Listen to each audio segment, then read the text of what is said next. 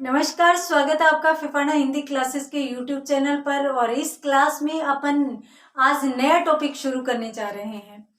पिछली क्लास में अपनों ने पत्र के प्रकार पढ़े थे और पत्रों के प्रकार में एक अंतिम पत्र प्रकार रह जाता है मितव्यय पत्र। तो ये सामान्यतः इंटरनेशनल लेवल के पत्र होते हैं और ये कोई महत्वपूर्ण पत्र प्रकार नहीं होता।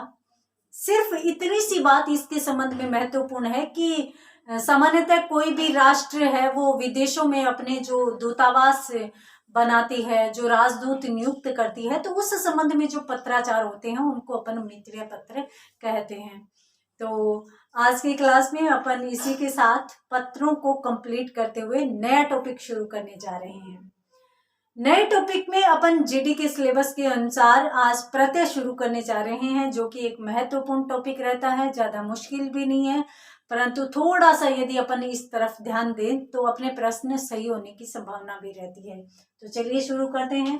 प्रत्यय प्रत्यय में सबसे पहले तो मैं आपको बताऊंगी प्रत्यय को समझने के नियम। हम जानते हैं कि प्रत्यय किसे कहते हैं। सबसे पहले तो यदि अपन इसको परिभाषित करें तो वे शब्दांश जो मूल शब्द के अंत में जुड़कर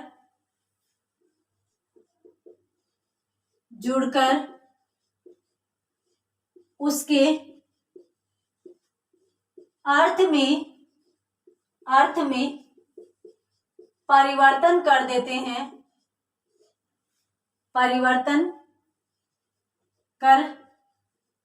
हैं, प्रत्यय कहलाते हैं। तो ये तो हो गई प्रत्यय की परिभाषा। यदि अपन उपसर्गों की परिभाषा देखें तो वही बात है कि वे शब्दांश जो शब्द के प्रारंभ में जुड़कर शब्द के अर्थ में परिवर्तन कर देते हैं। तो ये किसके साथ जुड़ते हैं? मूल शब्द के साथ जुड़ते हैं। और मूल शब्द में काफी बार परिस्थिति ऐसी भी आ जाती है कि मूल शब्द होता भी नहीं है, उपसर्ग और प्रत्यय दोनों मिलकर भी एक नवीन शब्द का निर्माण कर सकते हैं। तो हम जानते हैं कि इस प्रकार के शब्द भी पूछे जाते हैं, इस प्रकार के प्रश्न भी एग्जाम में आते हैं। तो यहाँ पर अपन इसकी बेसिक बातें प्रत्ययों के संबंध में जो बेसिक नियम है, प्रत्ययों के प्रकार है, वो चीजें देखेंगे। साथ साथ अपन ये भी देखेंगे कि भाई कितने प्रकार के प्रश्न आ सकते हैं और कौन कौन से प्रश्न आने की संभावना है। महत्वपूर्ण प्रश्नों के साथ अपन इस टॉपिक को लेकर चलेंगे। तो सबसे पहले तो अपनों ने देखा इसकी परिभाषा कि सबसे पहले तो ये शब्दांश होते हैं। ये भी अपने आप में एक बड़ा प्रश्न बन जाता है कि प्रत्यय क्या होते हैं। तो प्रत्यय और उपसर्ग न तो पद होते हैं न शब्द होते हैं, ये शब्दांश होते हैं। ठीक है, किसके साथ जुड़ते हैं? कोई न कोई मूल शब्द होता है जिसके साथ जुड़कर और उसके अर्थ में परिवर्तन कर देते हैं। तो जाहिर सी बात है कि यदि हमें किसी भी शब्द में प्रत्यय की पहचान करनी हो, प्रत्यय का पता लगाना हो, तो हम क्या करेंगे? हम उस शब्द में से मूल शब्द अलग कर लेंगे और जो भी बचेगा उसको अपन प्रत्यय मान लेंगे। ठीक है, कौन सा शब्दांश प्रत्यय माना जाएगा? जो मूल शब्द के पश्चात जुड़ा हुआ होगा, मूल शब्द के बाद जुड़ा होगा। तो मूल शब्द के जो पश्चात जुड़ा हुआ शब्दांश है वो प्रत्यय हो जाएगा। और यदि कोई शब्द है जिसमें मूल शब्द से पहले कोई शब्दांश जुड़ा है तो वो उपसर्ग की श्रेणी में चला जाएगा। ये हम जानते हैं। ठीक है, अब अपन देखते हैं कि बेसिक बात क्या है, प्रत्ययों को समझने का बेसिक नियम क्या है। तो बेसिक नियम यही बन जाता है कि यदि आपको पहचान करनी है कि किसी भी शब्द में कौन सा प्रत्यय है तो आप मूल शब्द अलग कर लीजिए, बाकी पीछे जो बचता है शब्दांश वो प्रत्यय ही कहलाएगा। कैसे कहलाएगा चलिए देख लेते हैं अपन इसको भी। किस किस प्रकार से अपन प्रत्यय की पहचान कर सकते हैं।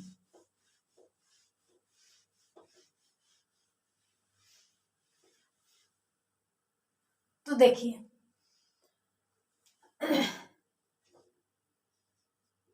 प्रत्यय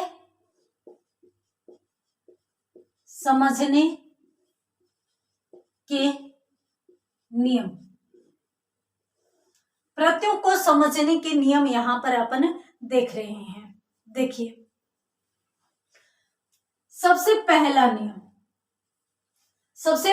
नियम कौन सा होगा कि यदि किसी भी शब्द में सही प्रत्यय की पहचान करनी है तो सबसे पहले, और सबसे सरल तरीका भी यही है, सबसे पहले आप मूल शब्द को अलग कर लीजिए, बाकी बचा हुआ शब्दांश क्या कहलाएगा, प्रत्यय कहलाएगा। तो अपन यहां पर क्या कह सकते हैं, अपन यहां पर कह सकते हैं कि किसी शब्द में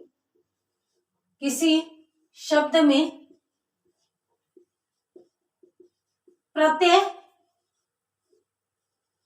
की किसी शब्द में प्रत्यय की पहचान करने के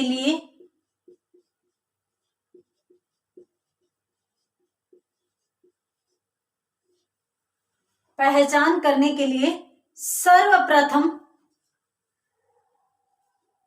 उसके मूल शब्द को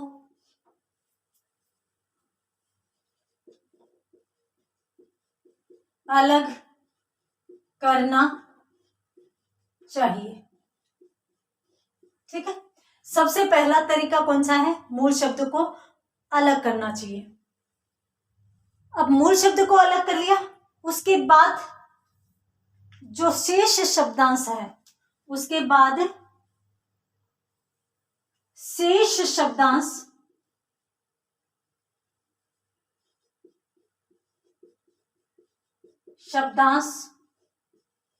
को ही प्रत्यय माना जाना चाहिए। ये लीजिए, सबसे पहली और महत्वपूर्ण बात और महत्वपूर्ण नियम ये।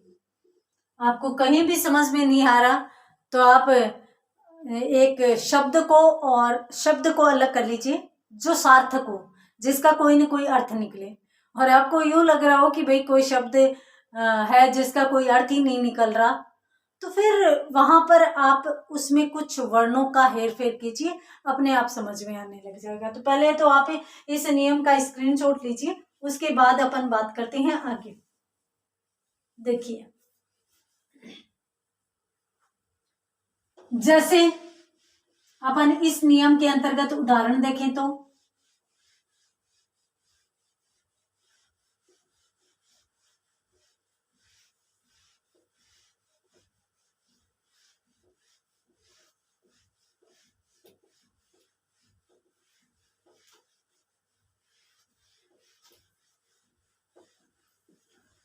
इस नियम में उदाहरण यदि अपन देखें तो जैसे एक शब्द है पीतल।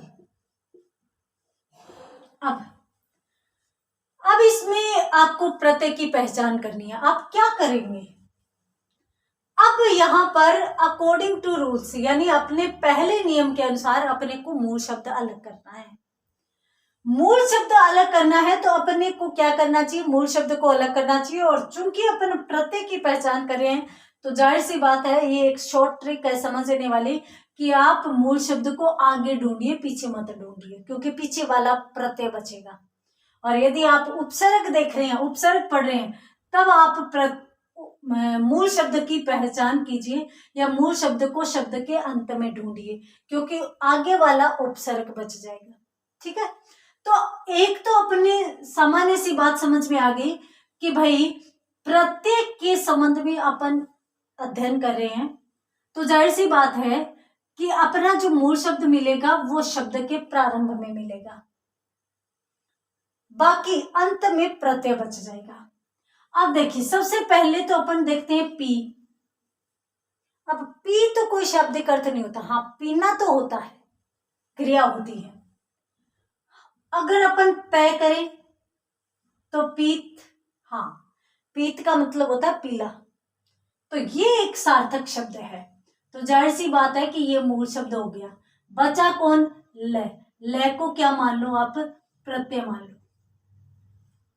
यही तो कहा मैंने कि मूल शब्द निकाल लीजिए, बाकी बचा उसको प्रत्यय मान लीजिए। अब वो चाहे कुछ भी बचता हो, अपनी टेंशन नहीं है, अपने को मतलब ही नहीं है वहां पर। पीत मतलब पीला होता है। अब ये एक सार्थक शब्द है तो ये मूल शब्द मान लिया जाएगा। बचा कौन? ल, ये प्रत्यय में चला जाएगा। उसी प्रकार से मान लीजिए एक शब्द है मंजुल। अब देखिए, मैं ऐसे करूं कि मैं जोड़ जुल, तो जाहिर सी बात है कि मैं कोई सार्थक शब्द नहीं है, तो इसलिए मूल शब्द नहीं है। अब अगर ये अकेला नहीं है तो इसके साथ दूसरा भी ले लीजिए, मंजू। हाँ, मंजू एक सार्थक शब्द होता है क्योंकि ये किसी का नाम भी होता है। तो यहां पर मंजू सार्थक शब्द होने के कारण यहां पर ये तो मान लिया जाएगा मूल शब्द। अब बचा कौन है? ल।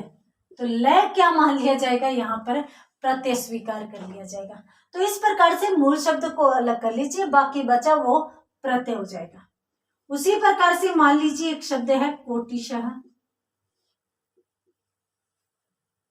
अब ये शब्द है, अब यहाँ पे को तो एक विभक्ति है, चिन्ह है, कारक चिन्ह, तो ये तो कोई सार्थक शब्द तो नहीं है।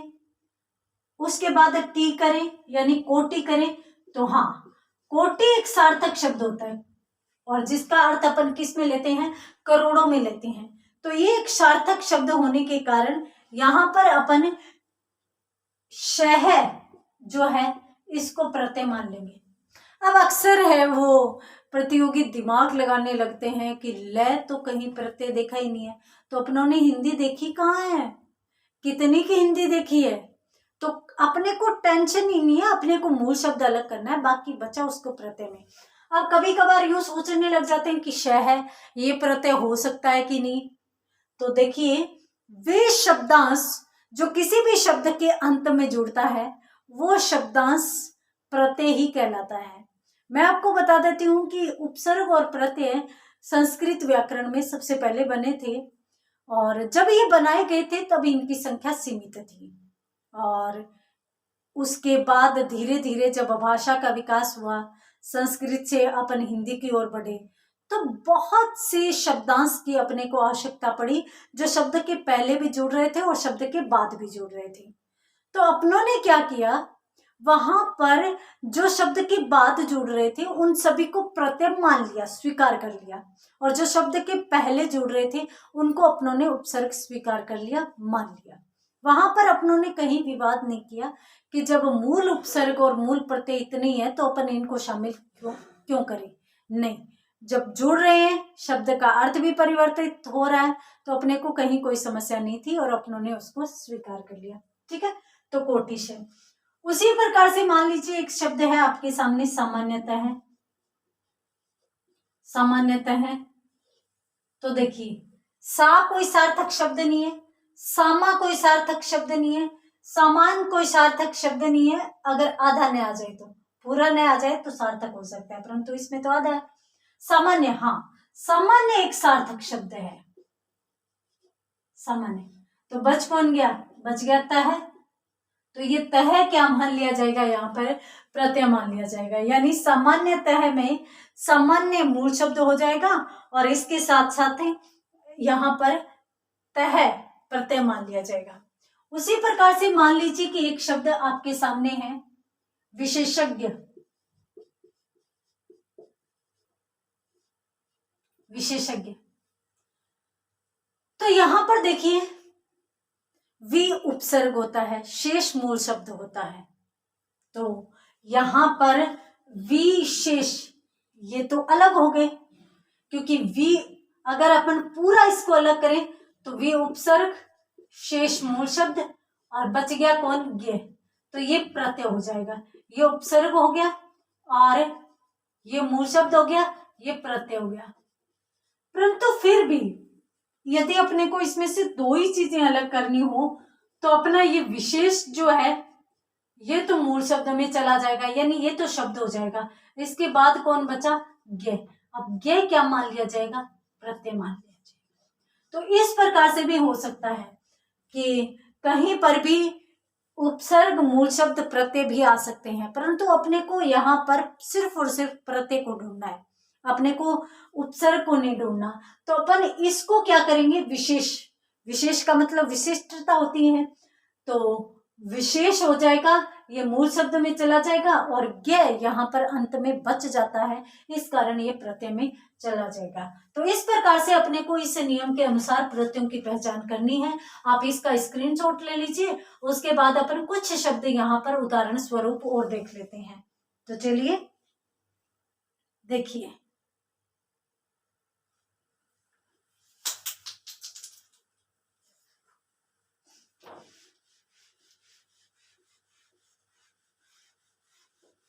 अनेक शब्द ऐसे आप किसी भी शब्द में देख लीजिए, इस तरीके से यदि आप समझने का प्रयास करेंगे तो प्रत्यय बहुत अच्छे से समझा जा सकता है।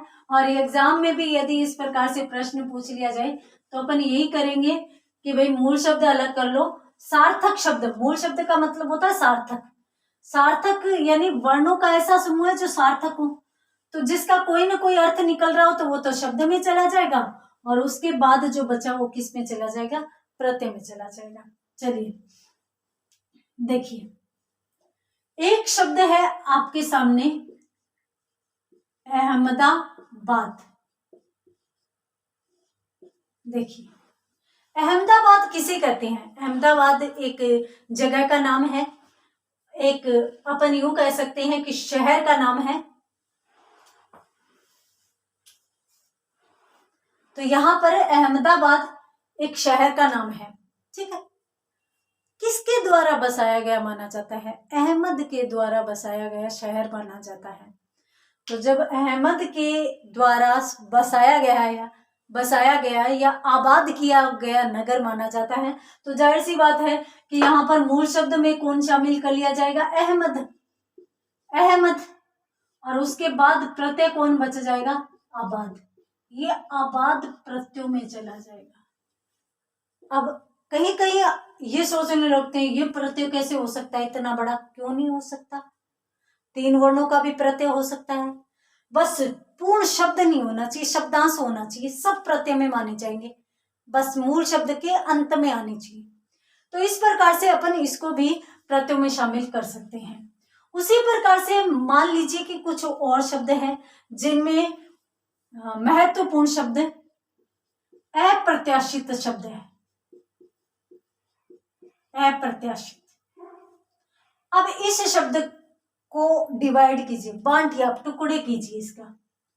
तो देखिए, इसमें प्रति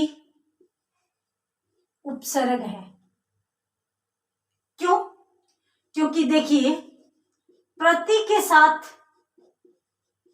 आशा जोड़ेंगे तो ई के साथ अन्य असमान स्वर आ रहा है, तो इसकी ई मात्रा आधी ये में बदल जाएगी, तो प्र ई का आधा यह बन गया, तो तय आधा बच गया। अब ये के साथ आ जोड़ा तो या हो गया और शा जो के त्यों हो गया, यानी प्रत्याशा तो ये होगी, ठीक है। अब अपनों ने प्रत्यय जोड़ा, अब प्रत्याशा जो है, प्रत्याशा, इसके साथ अपनों ने प्रत्यय जोड़ा, कौन सा, इत प्रत्यय जोड़ा। तो इत प्रत्यय जोड़ते हैं तो अपने को एक चीज ध्यान में रखना आवश्यक है कि जब भी अपन किसी प्रत्यय को जोड़ते हैं तो मूल शब्द का जो अंतिम वर्ण है उसमें मात्रा का ह्रास हो जाता है, यानी यदि कोई स्वर है तो वो स्वर वहां से हटकर और प्रत्यय का स्वर उस पर लग जाता है। अब देखिए यहाँ पर आ स्वर है, अब आ को तो अपन करेंगे लुप्त, यानी आ का तो लोप कर देंगे, और ये ई की मात्रा किस पे चली जाएगी, इस पर चली जाएगी।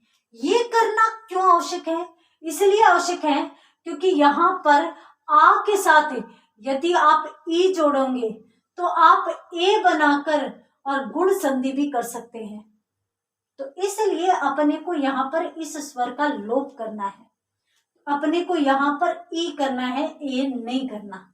तो प्रत्ययों का एक नियम है कि प्रत्ययों में संधि नहीं होती, ये सीधे के सीधे जुड़ते हैं। तो इनकी मात्रा इस पर लग जाती है और इसकी मात्रा यहाँ से हट जाती है। तो देखिए प्रत्याशा के साथ अपन इत प्रत्यय जोड़ेंगे तो प्र त या। अब शय के साथ आ की मात्रा हटाएंगे और छोटे ई की लगा देंगे, छोटे ई की लगा दी और तय जो के त्यों आ जाएगा, यानी प्रत्याशित शब्द बन गया। ये प्रत्याशित शब्द बनता है कब? प्रति जोड़ आशा जोड़ इत के मिलने से। अब यदि अपन इसके आगे अ उपसर्ग और जोड़ते हैं तो ये अप्रत्याशित शब्द बन जाएगा। तो इसी प्रकार से इस शब्द को यदि अपन तोड़ेंगे तो अ प्रति आशा और इसके साथ साथ इत, इनका मेल है। अपने को यहाँ पर प्रत्यय जब पढ़ रहे हैं तो इनसे कोई मतलब नहीं है, अपने को मतलब है कि भाई मूल शब्द कौन सा है? आशा। इसको अलग कर लिया तो इसके बाद क्या बचा? आशा के बाद क्या बच रहा है? आशा के बाद इत बच रहा है और इत बच रहा है तो इत किस में चला जाएगा? प्रत्यय में चला जाएगा। तो अपने को इस प्रकार से यहाँ पर करना है। आप स्क्रीनशॉट ले लीजिए, उसके बाद अपन कुछ उदाहरण इसमें और देख लेते हैं। देखिए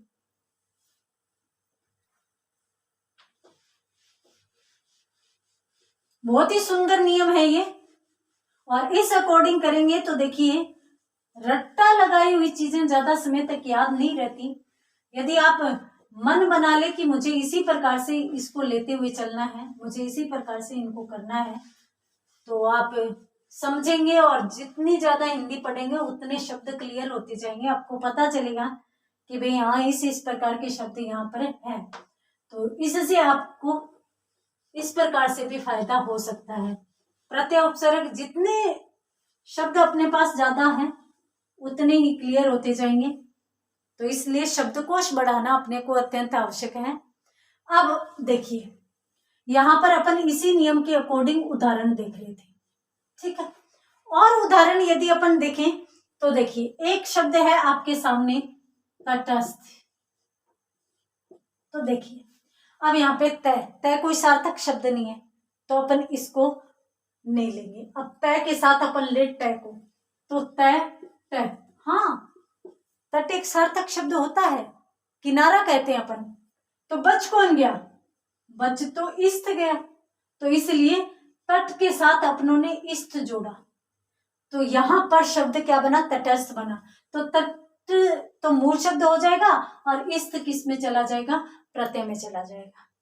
इसी प्रकार से मान लीजिए एक शब्द अपने सामने है घृणास्पद, घृणास्पद। तो इस शब्द को भी देख लीजिए घृणास्पद। अब इसमें देख लीजिए मूल शब्द क्या है?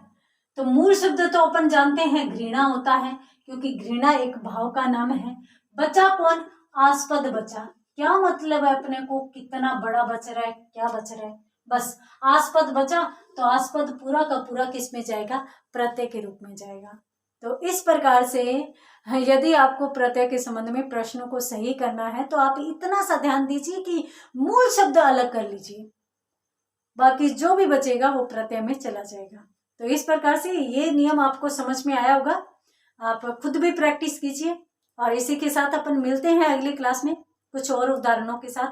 तब तक के लिए धन्यवाद।